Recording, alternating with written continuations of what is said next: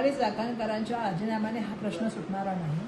कारण फक्त रुपाली चाकणकरच नव्हे तर त्याबरोबर असलेले असंख्य जे बाकीचे राजकीय नेते ज्यांच्या वरदहस्तामुळे आणि ज्यांच्या राजकीय वलयामुळे इतर मंडळी त्या ठिकाणी अशा बंधुबाबांकडे जातात आणि त्याला बळी पडतात. मोठ्या प्रमाणामध्ये त्यांचं आर्थिक आणि लैंगिक शोषण होतं.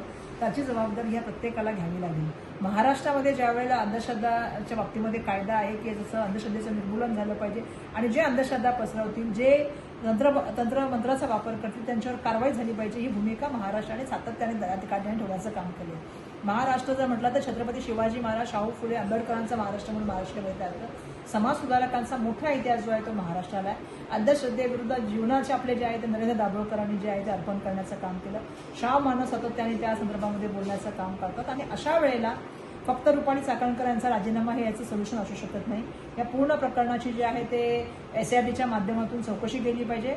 या पूर्ण प्रकरणामध्ये जी मंडळी, राजकीय वलय मंडळी, इतर मंडळी आहेत त्यांची सुद्धा चौकशी केली पाहिजे. तंत्रमंत्र करणारे मंत्री कोण आहेत त्यांची सुद्धा एकदा यादी जाहीर झाली पाहिजे आणि याच्या माध्यमातून त्यांच्यावरती कारवाई व्हायला पाहिजे ही अपेक्षा करते.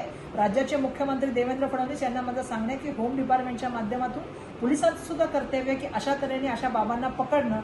मला ज्या महिलेने धैर्य दाखवून मोठ्या प्रमाणामध्ये ही समोर येऊन ही तक्रार केली त्या महिलेला त्या ठिकाणी मी तिची कौतुक करते. पण अपेक्षा करते की येणाऱ्या काळामध्ये पोलिसांच्या माध्यमातून अशा कारवाया ज्या होतील आणि अशा बंधुबाबांना त्या ठिकाणी शिक्षा देण्याचं काम सरकारच्या माध्यमातून होईल.